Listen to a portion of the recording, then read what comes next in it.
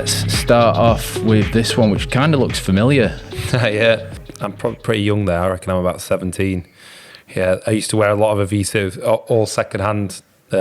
I couldn't afford it new. That's just like an old Evisu sweatshirt, probably some baggy jeans. Like, I don't know, I used to wear a lot of them big, like, baggy Evisu jeans and stuff. We've talked about Evisu jeans on here before. Was it the ones with the big, like, seagull on the arse, or was it miniature patterns? The ones on the arse pocket, not the ones with the ones all down the legs. I never liked them ones. I used to like that stuff secondhand, probably coming out of skating and trying to, like, I suppose, into adulthood a little bit, thinking that it was a little bit more grown up than wearing, like, I don't know, a Toy Machine t-shirt or something. Yeah, man. I used to like the Evisu gear quite a bit. It was the brand. I mean, it was super cool. It was like the de rigueur streetwear, proto streetwear brand, wasn't it? It's definitely. Like, it had urbanness about it. Skaters were into it. It seemed a bit bougier than the other kind of skate adjacent brands. But and then ironically, even though it was all based off like old 30s, 40s, 50s Levi's and stuff like that. Was it? It's like all the patterns, like the shapes of the jeans are all like super heritage, but because it's been, I suppose, brought up to date into future with a modern sort of twist, it seems more modern. I don't know, but even like when you actually look at the shapes of the jeans, they're all based off like, you know, old Levi shapes. This is exactly the kind of clove nerd shit that got you on for, man. And then, ironically, actually met the guy, the founder of, when was it? Might have been this year. He's got his new brand now, so he weren't really talking about his old stuff. He sold a Evisu quite a few years ago. Yamani he's called. All right. And he does these like cool hand painted t-shirts. And he was at my mate's place in London, Clutch Cafe, on Great Portland Street. So he's like, oh yeah, get one done. So I was like, all right, fuck it, get him to paint one of me, and it just looks terrible. Like, it's like, honestly, it's the worst fit. It's like, I'll try and get an image and send it to you. It's like, man. We'll flash it up on screen. Yeah, it's a horrific like image. Like, he does these quite cool like animals, like tigers and dinosaurs and stuff, and they're just done quite quick and they're like really good. And I think he tried to capture me in like a really funny, comical state, and I think he knew it was bad because he worked on it for ages and kept on like redoing it and touching bits up, and it just got worse and worse and worse. But yeah, I think it stayed firmly in the bag it came in. Shit, man. It's very funny. And where everyone else is decent, and yours was just like the. Well, I think mine was just harrowing and scary, and he'd done my hair like blonde, so like it was almost a bit Savile-esque. Yeah, it was pretty horrendous. Yeah, it didn't look good anyway. But yeah, funny. This fit, man. I mean, yeah, the Evisu top's something, but it looks like you're in a kind of collector's paradise here. That's in Manchester. That's what I was going to say. It looked familiar from there. Do you know that shop in Manchester? Yeah, like as you're coming up, like where Piccadilly is, and you go down the stairs. Yeah, and it looks like there's going to be loads of treasure in there, but like, ironically, again, you don't ever find anything in there, but. I've got a thing like if I go somewhere where I think I might find something or whatever, I'm just like, I'm never going to Manchester looking for anything, but I might be visiting friends or something like that. I always go and have a look. So there's certain spots that I'll always go and have a look. And I reckon I visited that place like, you know, X amount of times a year, every year since I was about 14, 15. And there's been one good find in there that whole time, but you remember it. Like there was once like a really nice paratrooper's jacket hanging behind the counter, which is basically like what the British British parachute regiment jumped out of planes in. So they first started making them in World War II and then made them later. And there's a really nice post-war one just hanging behind the counter. I was like, oh my God, there's finally something in there. Did you cop it? Yeah, I bought it. Yeah, I think it was quite a good price as well. But yeah, generally it's no offense to the shop, it's a cool looking shop. There's never anything that good in there. So even as a young lad, like, how old did you say you were? Really? Like 17? Yeah, I've only had short hair once, and it didn't really work for me. I think I came downstairs one day when I was like last year at school. I was like, Mum, cut my hair. And she was like, no, I'm not doing it. And she did it. It looked terrible. I had a hat on at school all day and everyone kept on like kicking it off. Yeah. Did you feel like too much of a nice boy? It just didn't, I don't think it really suited me. And you know, when you've had long hair for that long, your head's all like misshapen and like scabby and yeah, it doesn't really work. It's not been exposed to that much light. Feel like a freshly shorn sheep. Yeah, it's funny. But what I was going to say, even at 17, you're going to like vintagey places with all this kind of like memorabilia and all this stuff from ages gone by, and is that something you've always been interested in? Yeah, I think so. I think subconsciously, like I grew up like, and I was never really had money for new stuff so much. Like maybe get the odd thing for my birthday or Christmas, get the odd like T-shirt or something. But generally would like look for stuff secondhand or cheap. Or my mum was an antique dealer, she like still is, so she'd always find stuff. And at the time, you didn't think it was that cool because you really wanted the new stuff. You wanted like the new sweatshirt with a big logo on or whatever. Whereas like actually looking back, we had some pretty great stuff. Like I remember my brother having like a bright turquoise Louis Leathers. It was either a Lightning or a Cyclone jacket, which is like, they're now worth fortunes, like in that colour. And he had it, and my mum paid like 20 quid for something. And you think he sold it for 100 when he got sick of it. It's like thousands of pounds worth of jacket now. I remember having like Burberry shirts, like full Novacek shirts at school, and they weren't really cool at the time. They was like not even in an ironic way. They were just a Novacek shirt, but they'd cost like a few quid off the car boot. And I remember having lots of old dead stock Maharishi stuff as a kid that my mum had found because she had the eye for it. Then she knew about clothes. Like she was into much earlier textiles, like old French stuff from like the 1800s, 1900s. But then she knew about the more modern stuff as well. She knew what was expensive. Like she grew up in like, I suppose like the punk era, into like Vivienne Westwood and all that stuff. So she knew about the old stuff, but then she also knew about the later designer stuff, and she'd come back with like bits of old Moschino and whatever she'd found. So at the time, you probably didn't think much of it, and then it sort of becomes, you know, much more deep rooted as you get a bit older. Man. Especially that formative age. That's mint, man. Wicked picture. I think it says 2009 here, but I imagine it's older. Yeah, you put that up as like a throwback in 2009 kind of. Yeah, maybe. Yeah, you've done well to find that. I went on the deep dive man, last night.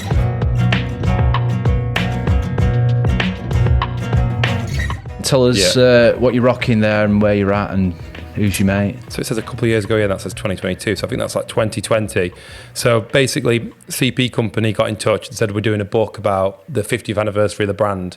Would you like to be involved? And originally it was in Milan.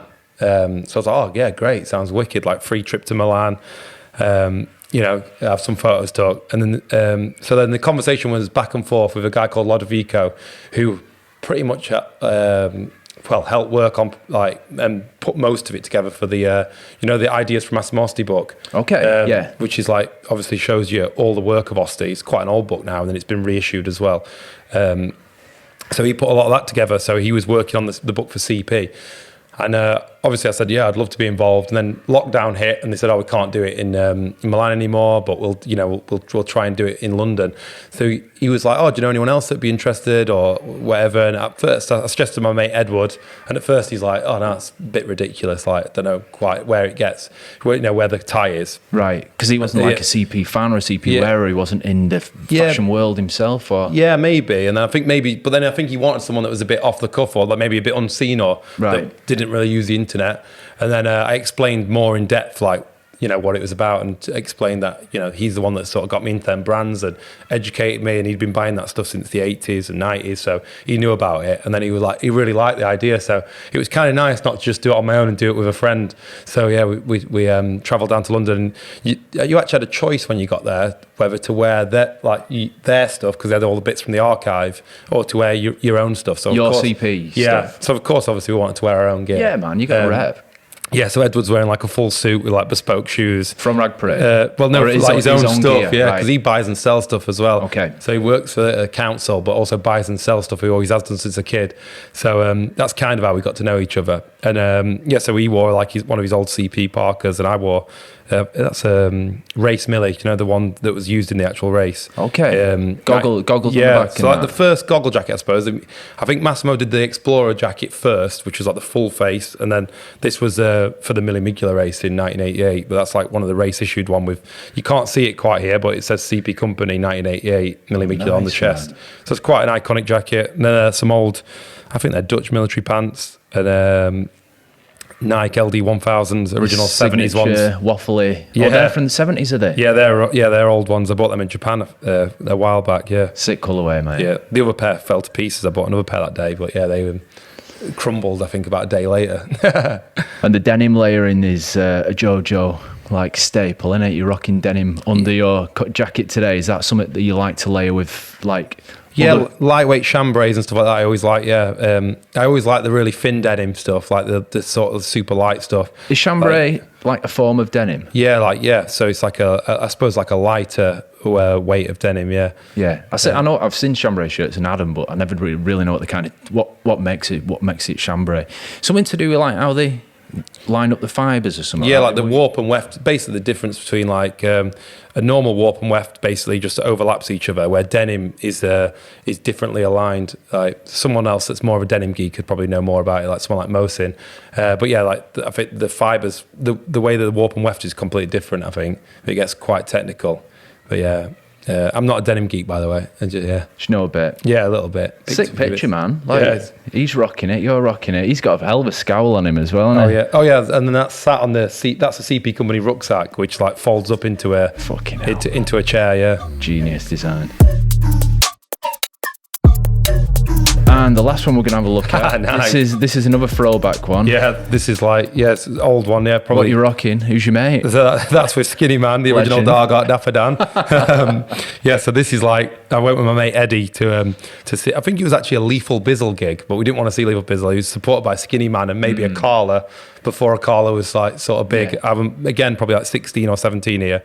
I think I bought that Wu-Tang t-shirt in New York. And I went for a phase of wearing those fitted caps. But yeah, it's quite funny. It's funny how he's wearing the...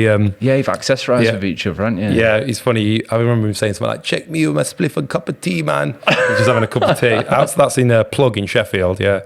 So that's before I lived in Sheffield, I think. Do you reckon that's after his performance? He looks well on his way to having a good night. I don't even think he'd started yet. Okay. Yeah. It was just perma-stone, dude. Yeah. Funny, man. Yeah, it's quite funny. So I guess the reference that I'm getting to in this is hip hop. Like, Skinnyman is a UK hip hop legend. You're rocking the Wu wear or a Wu-Tang Tour t-shirt. Is that kind of a big influence on what you wore at that time? It probably was, yeah. In them early years, I suppose like skating, hip hop. I weren't just into hip hop. I used to listen to a bit of everything, to be honest. But I think growing up watching skate videos, you get really good influence on music because there's a bit of everything. You know, there's jazz, there's soul, there's funk, there's rock and roll, there's all sorts. So you sort of listen to all these different genres of music. So it's quite a good way of like learning what you like, I suppose. Yeah. Within a 1 hour skate video, the breadth was so massive. It could be a Led Zeppelin song, like drum and bass thing, and it was a formative experience for me. And I guess Tony Hawk Games came around and had that similar spread of styles and got a generation of kids into a breadth of music. Oh, definitely, I guess that kind of dictates the kind of band tees and shit that you buy. And I think I chopped the arms off that, and then it's long gone, that t-shirt. Yeah, man, I've just got myself a sewing machine actually, and all my old band t-shirts that were probably a bit too skinny for me now, I've been cropped into gym wear, sleeves off. I've got muscle tops going on with mad bands and shit on. Reusing them all. Yeah, got to. Bring them back. I've only had it. I've got a sewing class booked for next Monday, actually, my first one. So. Oh, nice. You'll be a whiz in no time, I'm sure. Band tees, look out. Trust me, it feels amazing. Strangers